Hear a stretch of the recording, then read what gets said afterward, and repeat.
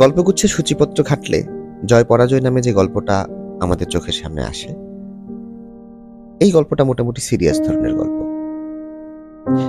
Serious ধরনের গল্প বলতে গল্পটা পড়তে পড়তে আমরা বুঝতে পারি রবীন্দ্রনাথ যিনি গল্পটা লিখতেছেন তিনি সম্ভবত কোনো একটা মেসেজ দেওয়ার চেষ্টা করতেছেন, কিংবা কোনো একটা বক্তব্যকে স্পষ্ট করে তোলার চেষ্টা করতেছেন।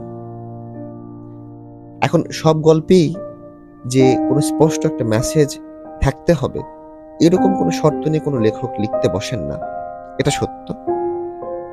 তবে এই গল্পটাতে আমরা বুঝতে পারি যে কোনো একটা মেসেজ সম্ভবত রবীন্দ্রনাথ আমাদেরকে দেওয়ার চেষ্টা করছেন, কোনো একটা সত্য, কোনো একটা ট্রুথ যেটা তিনি হয়তোবা অন্তর থেকে উপলব্ধি করেছেন। এখন সেই সত্যটা হতে পারে যে আমরা যাকে আমাদের এই যে বাস্তব বা ঐহিক জীবনে যাকে আমরা জয় বলি, চূড়ান্ত অর্থে সেটা কি জয়? কিংবা আমরা যাকে পরাজয় বলি, চূড়ান্ত অর্থে সেটাই কি পরাজয়? অর্থাৎ আমরা যাকে জয়ী বলি সে কি আসলেই জয়ী, কিংবা যে লোকটা আমাদের এই যে বাস্তব জীবনের বিচারে পরাজিত প্রমাণিত হলো সে কি আসলেই পরাজিত? এই প্রশ্নের উত্তর আশা করি গল্পটা শোনার পরে যার যার নিজের মনের ভিতর থেকে আসবে।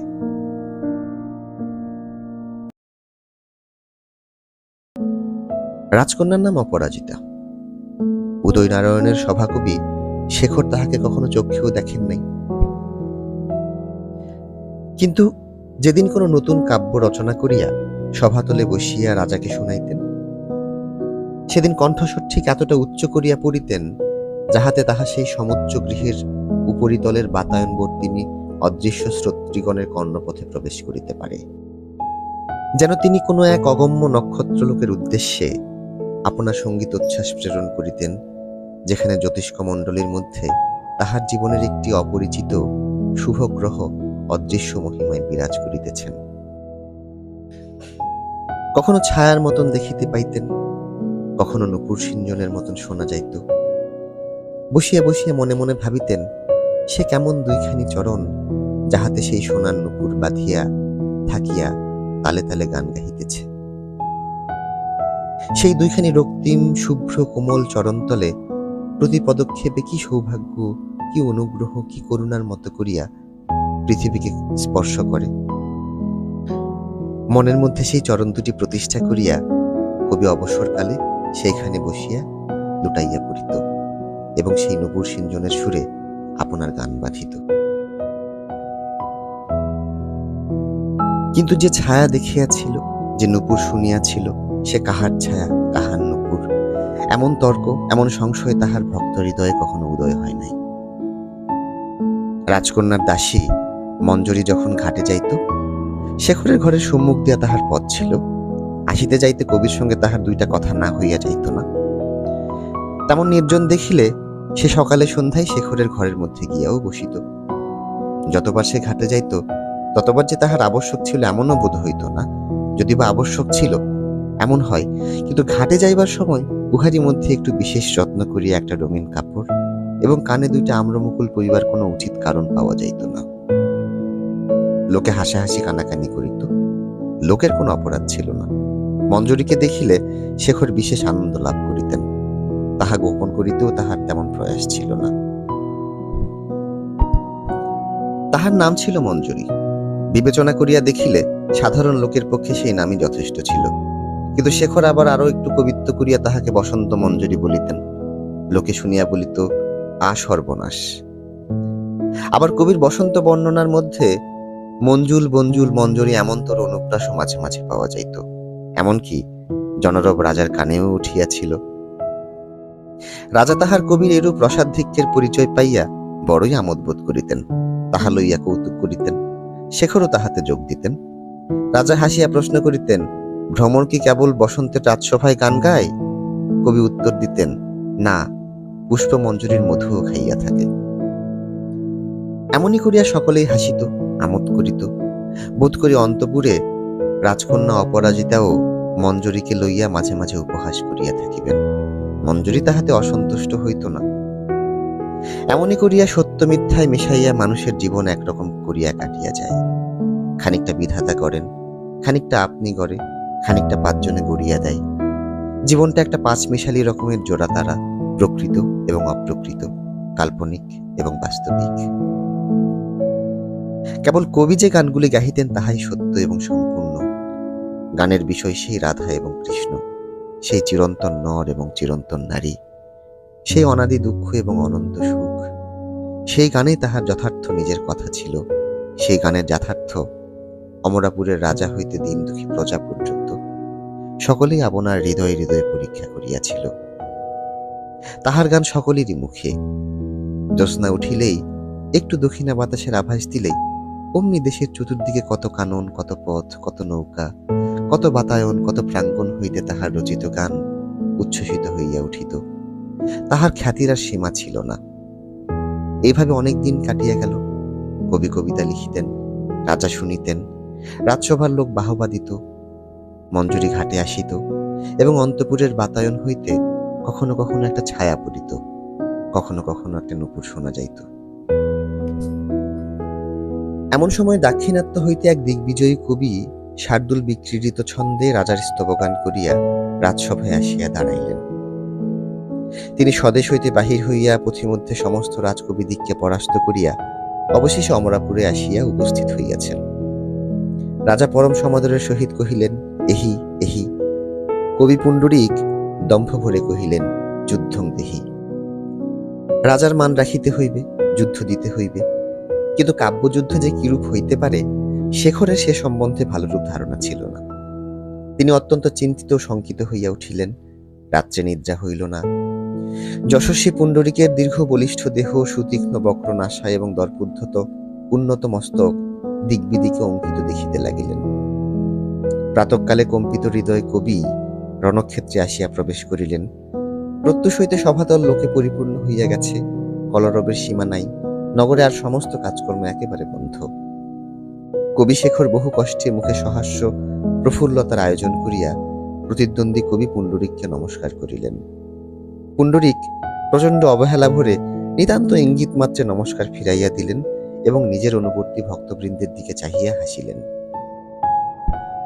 শেখর একবার অন্তপুরের বাতায়নের দিকে কটাক্ষ নিক্ষেপ করিলেন।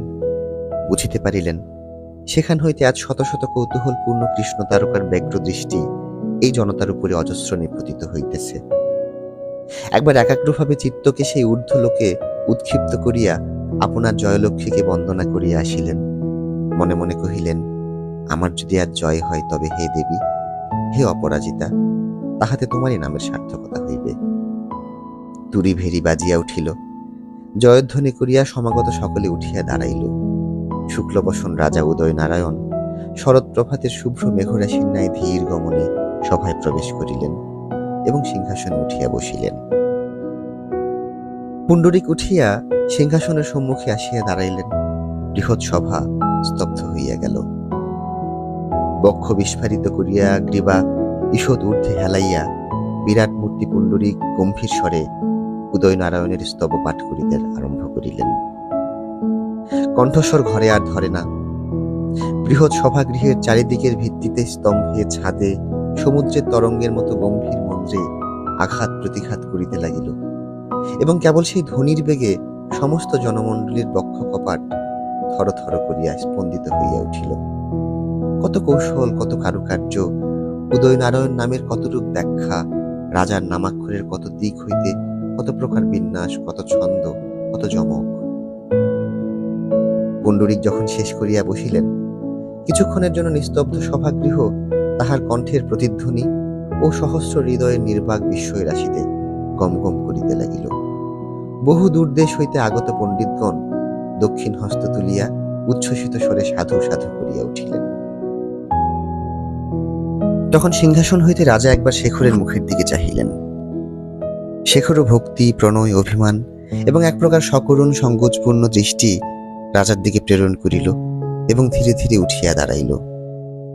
রাম যখন লোকরঞ্জনার্থে দ্বিতীয়বার অগ্নি পরীক্ষা করিতে চাহিয়াছিলেন, তখন সীতা যেন এইরূপভাবে চাহিয়া এমনই করিয়া তাহার স্বামীর সিংহাসনের সম্মুখে দাঁড়াইয়াছিলেন। কবির দৃষ্টি নীরবে রাজাকে জানাইল, আমি তোমারই। তুমি যদি বিশ্ব সমক্ষে আমাকে দাঁড় করাইয়া পরীক্ষা করিতে চাও তো করো, কিন্তু তাহার পরে নয়ন নত করিলেন। পুণ্ডরিক সিংহের মতো দাঁড়াইয়াছিল, শেখর চারিদিকে ব্যাধ বেষ্টিত হরিণের মতো দাঁড়াইল। তরুণ যুবক, রমণীর ন্যায় লজ্জা এবং স্নেহ কোমল মুখ, পাণ্ডুবর্ণ কপল, শরীরাংশ নিতান্ত স্বল্প, দেখিলে মনে হয় ভাবের স্পর্শ মাত্রে সমস্ত দেহ যেন বিনার তারের মতো বাজিয়া উঠিবে। শেখর মুখ না তুলিয়া প্রথমে অতি মৃদুস্বরে আরম্ভ করিলেন। প্রথম একটা শ্লোক বোধহয় কেহ ভালো করিয়া শুনিতে পাইল না। তাহার পরে ক্রমে ক্রমে মুখ তুলিলেন, যেখানে দৃষ্টি নিক্ষেপ করিলেন সেখান হইতে যেন সমস্ত জনতা এবং রাজসভার প্রাসান প্রাচীর বিগলিত হইয়া বহু দূরবর্তী অতীতের মধ্যে বিলুপ্ত হইয়া গেল। সুমিষ্ট পরিষ্কার কণ্ঠস্বর কাঁপিতে কাঁপিতে উজ্জ্বল অগ্নিশিখার ন্যায় ঊর্ধ্বে উঠিতে লাগিল। প্রথমে রাজার চন্দ্রবংশীয় আদি পুরুষের কথা আরম্ভ করিলেন। ক্রমে ক্রমে কত যুদ্ধ বিগ্রহ, শৌর্য, বীর্য, যজ্ঞদান, কত মহৎ অনুষ্ঠানের মধ্য দিয়া তাহার রাজকাহিনীকে বর্তমান কালের মধ্যে উপনীত করিলেন। অবশেষে সেই দূর স্মৃতিবদ্ধ দৃষ্টিকে ফিরাইয়া আনিয়া রাজার মুখের উপর স্থাপিত করিলেন এবং রাজ্যের সমস্ত প্রজার হৃদয়ের একটা বৃহৎ অব্যক্ত প্রীতিকে ভাষায় ছন্দে মূর্তিমান করিয়া সভার মাঝখানে দাঁড় করাইয়া দিলেন। যেন দূর দূরান্তর হইতে শত সহস্র প্রজার হৃদয় স্রোত ছুটিয়া আসিয়া রাজপিতামহদিগের এই অতি পুরাতন প্রাসাদকে মহাসঙ্গীতে পরিপূর্ণ করিয়া তুলিল। ইহার প্রত্যেক ইষ্টককে যেন তাহার স্পর্শ করিল, আলিঙ্গন করিল, চুম্বন করিল। ঊর্ধ্বে অন্তপুরের বাতায়ন সম্মুখে উত্থিত হইয়া রাজলক্ষ্মী স্বরূপা প্রাসাদ লক্ষ্মীদের চরণতলে স্নেহার্দ্র ভক্তিভরে লুণ্ঠিত হইয়া পড়িল এবং সেখান হইতে ফিরিয়া আসিয়া রাজাকে এবং রাজার সিংহাসনকে মহোল্লাসে শত শতবার প্রদক্ষিণ করিতে লাগিল। অবশেষে বলিলেন, মহারাজ, বাক্যেতে হার মানিতে পারি, কিন্তু ভক্তি থেকে হারাইবে। এই বলিয়া কম্পিত দেহে বসিয়া পড়িলেন। তখন অশ্রুজলে অভিষিক্ত প্রজাগণ জয় জয় রবে আকাশ কাঁপাইতে লাগিল। সাধারণ জনমণ্ডলীর এই উন্মত্ততাকে ধিক্কারপূর্ণ হাস্যের দ্বারা অবজ্ঞা করিয়া পুণ্ডরিক আবার উঠিয়া দাঁড়াইলেন। দীপ্ত গর্জনে জিজ্ঞাসা করিলেন, বাক্যের চেয়ে শ্রেষ্ঠ কে? সকলে এক মুহূর্তে স্তব্ধ হইয়া গেল। তখন তিনি নানা ছন্দে অদ্ভুত পাণ্ডিত্য প্রকাশ করিয়া বেদ, বেদান্ত, আগম নিগম হইতে প্রমাণ করিতে লাগিলেন, বিশ্বের মধ্যে বাক্যই সর্বশ্রেষ্ঠ, বাক্যই সত্য, বাক্যই ব্রহ্ম, ব্রহ্মা বিষ্ণু মহেশ্বর বাক্যের বশ, অতএব বাক্য তাহাদের অপেক্ষা বড়। ব্রহ্মাচারী মুখে বাক্যকে শেষ করিতে পারিতেছেন না, পঞ্চানন 5 মুখে বাক্যের অন্ত না পাইয়া অবশেষে নীরবে ধ্যানপরায়ণ হইয়া বাক্য খুঁজিতেছেন। এমনি করিয়া পাণ্ডিত্যের উপর পাণ্ডিত্য এবং শাস্ত্রের উপর শাস্ত্র চাপাইয়া বাক্যের জন্য একটা অভ্রভেদী সিংহাসন নির্মাণ করিয়া বাক্যকে মর্তলোক এবং সুরলোকের মস্তকের উপর বসাইয়া দিলেন এবং পুনর্বার বজ্রনিনাদে জিজ্ঞাসা করিলেন, বাক্যের অপেক্ষা শ্রেষ্ঠ কে? দর্প ভরে চতুর্দিকে নিরীক্ষণ করিলেন। যখন কেহ কোনো উত্তর দিল না, তখন ধীরে ধীরে আসন গ্রহণ করিলেন। পণ্ডিতগণ সাধু সাধু ধন্য ধন্য করিতে লাগিল। রাজা বিস্মিত হইয়া রহিলেন এবং কবি শেখর এই বিপুল পাণ্ডিত্যের নিকটে আপনাকে ক্ষুদ্র মনে করিলেন। আজিকার মতো সভাভঙ্গ হইল। পরদিন শেখর আসিয়া গান আরম্ভ করিয়া দিল। বৃন্দাবনে প্রথম বাঁশি বাজিয়াছে, তখনও গোপিনীরা জানে না কে বাজাইল, জানে না কোথায় বাজিতেছে। একবার মনে হইল দক্ষিণ পবনে বাজিতেছে, একবার মনে হইল উত্তরে গিরি গোবর্ধনের শিখর হইতে ধ্বনি আসিতেছে, মনে হইল উদয়াচলের উপরে দাঁড়াইয়া কে মিলনের জন্য আহ্বান করিতেছে, মনে হইল অস্তাচলের প্রান্তে বসিয়া কে বিরহ সুখে কাঁদিতেছে, মনে হইল যমুনার প্রত্যেক তরঙ্গ হইতে বাঁশি বাজিয়া উঠিল, মনে হইল আকাশের প্রত্যেক তারা যেন সেই বাঁশির ছিদ্র। অবশেষে কুঞ্জে কুঞ্জে, পথে ঘাটে, ফুলে ফলে, জলে স্থলে, উচ্চে নিচে, অন্তরে বাহিরে বাঁশি সর্বত্র বাজিতে লাগিল। বাঁশি কি বলিতেছে তাহা কেহ বুঝিতে পারিল না এবং বাঁশির উত্তরে হৃদয় কি বলিতে চাহে তাহাও কেহ স্থির করিতে পারিল না। কেবল দুটি চক্ষু ভরিয়া অশ্রুজল জাগিয়া উঠিল এবং একটি অলোক সুন্দর শ্যামস্নিগ্ধ মরণের আকাঙ্ক্ষায় সমস্ত প্রাণ যেন উৎকণ্ঠিত হইয়া উঠিল। সভা ভুলিয়া, রাজা ভুলিয়া, আত্মপক্ষ প্রতিপক্ষ ভুলিয়া, যশ অপযশ, জয় পরাজয়, উত্তর প্রত্যুত্তর সমস্ত ভুলিয়া শেখর আপনার নির্জন হৃদয় কুঞ্জের মধ্যে যেন একলা দাঁড়াইয়া এ বাঁশির গান গাহিয়া গেলেন। কেবল মনে ছিল একটি জ্যোতির্ময়ী মানসী মূর্তি, কেবল কানে বাজিতেছিল দুটি কমল চরণের নূপুরধ্বনি।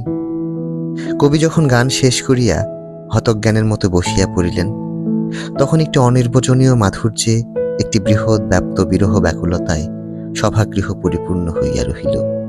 কেহ সাধুবাদ দিতে পারিল না।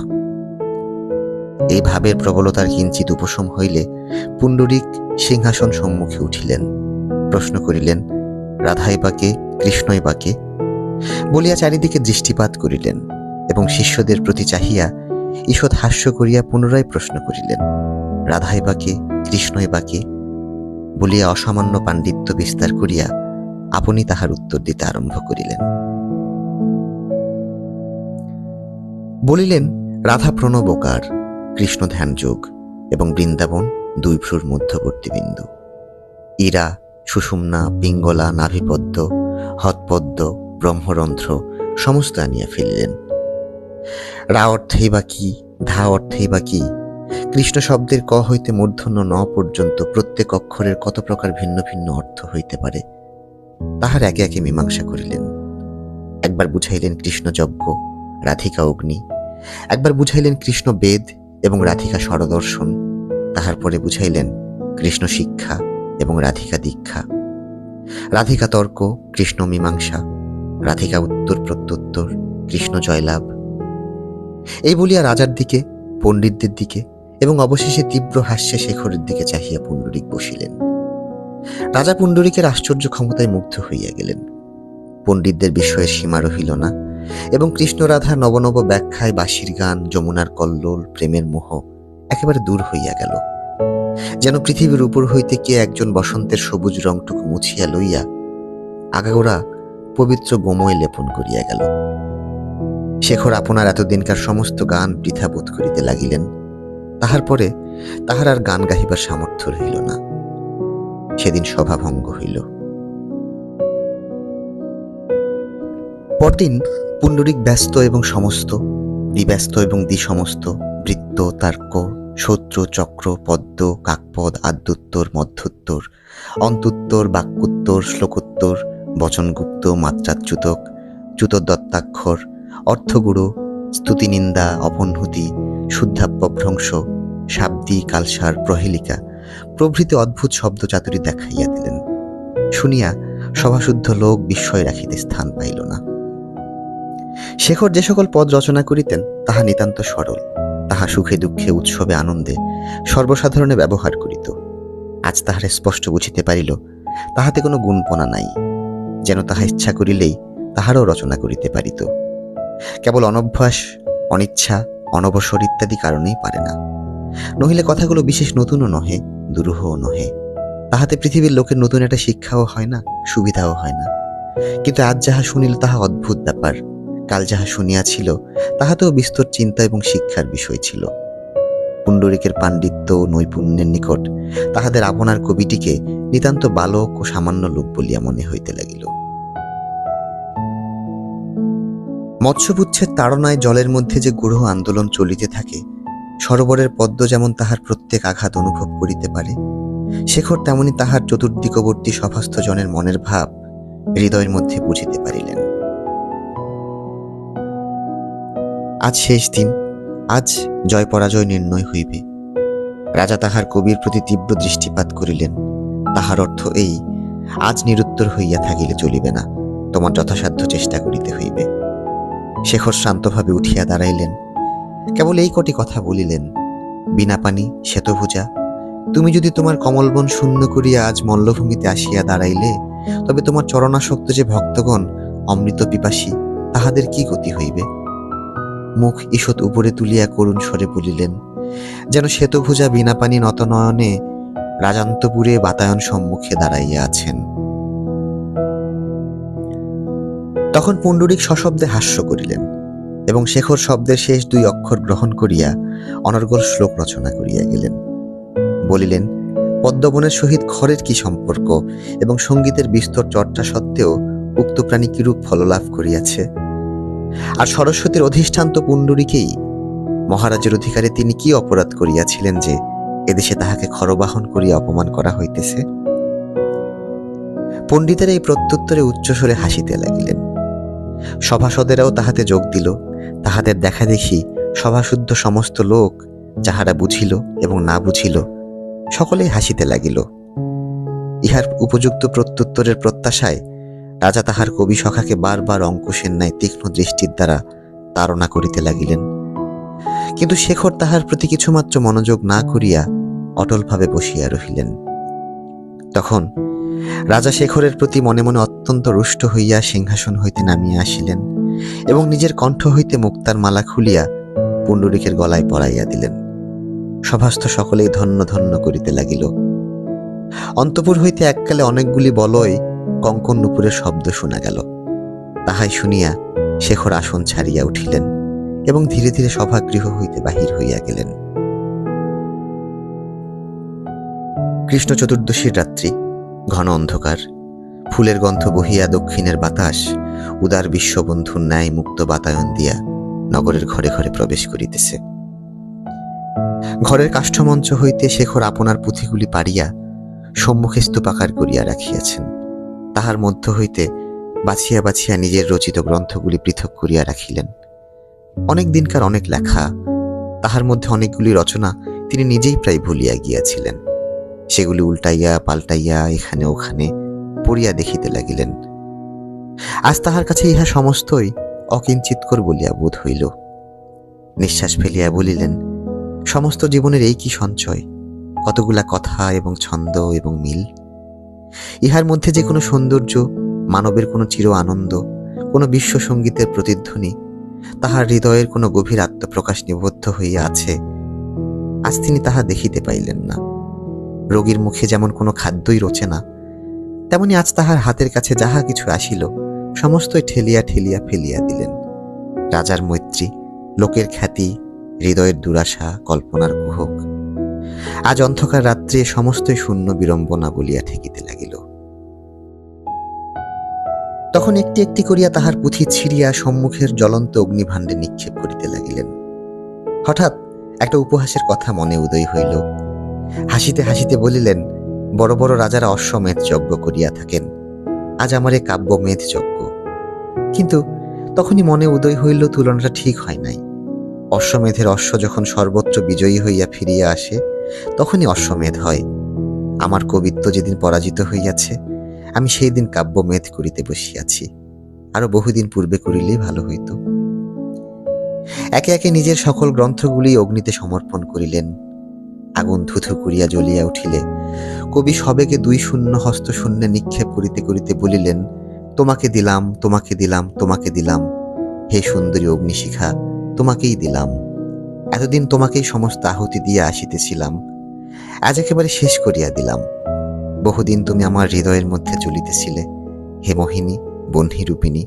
যদি সোনা হইতাম তো উজ্জ্বল হইয়া উঠিতাম, কিন্তু আমি তুচ্ছ তৃণ দেবী, তাই আজ ভস্ম হইয়া গিয়াছি। রাত্রি অনেক হইল। শেখর তাহার ঘরের সমস্ত বাতায়ন খুলিয়া দিলেন। তিনি যে যে ফুল ভালোবাসিতেন সন্ধ্যাবেলা বাগান হইতে সংগ্রহ করিয়া আনিয়াছিলেন। সবগুলি সাদা ফুল, জুই, বেল এবং গন্ধরাজ। তাহারই মুঠা মুঠা লইয়া নির্মল বিছানার উপর ছড়াইয়া দিলেন। ঘরের চারিদিকে প্রদীপ জ্বালাইলেন। তাহার পর মধুর সঙ্গে একটা উদ্ভিদের বিষরস মিশাইয়া নিশ্চিন্ত মুখে পান করিলেন এবং ধীরে ধীরে আপনার শয্যায় গিয়া শয়ন করিলেন। শরীর অবশ এবং নেত্র মুদ্রিত হইয়া আসিল। নুপুর বাজিল। দক্ষিণের বাতাসের সঙ্গে কেশগুচ্ছের একটা সুগন্ধ ঘরে প্রবেশ করিল। কবি নিমিলিত নেত্রে কহিলেন, দেবী, ভক্তের প্রতি দয়া করিলে কি? এতদিন পরে আজ কি দেখা দিতে আসিলে? একটি সুমধুর কণ্ঠে উত্তর শুনিলেন, কবি, আসিয়াছি। শেখর চমকিয়া উঠিয়া চক্ষু মেলিলেন। দেখিলেন শয্যার সম্মুখে এক অপরূপ রমণী মূর্তি। মৃত্যু সমাচ্ছন্ন বাষ্পাকুল নেত্রে স্পষ্ট করিয়া দেখিতে পাইলেন না। মনে হইল তাহার হৃদয়ের সেই ছায়াময়ী প্রতিমা অন্তর হইতে বাহির হইয়া মৃত্যুকালে তাহার মুখের দিকে স্থির নেত্রে চাহিয়া আছে। রমণী কহিলেন, আমি রাজকন্যা অপরাজিতা। কবি প্রাণপণে উঠিয়া বসিলেন। রাজকন্যা কহিলেন, রাজা তোমার সুবিচার করেন নাই, তোমারই জয় হইয়াছে কবি, তাই আমি আজ তোমাকে জয়মাল্য দিতে আসিয়াছি। বলিয়া অপরাজিতা নিজের কণ্ঠ হইতে সহস্র রচিত পুষ্পমালা খুলিয়া কবির গলায় পরাইয়া দিলেন। মরণাহত কবি শয্যার উপরে পড়িয়া গেলেন।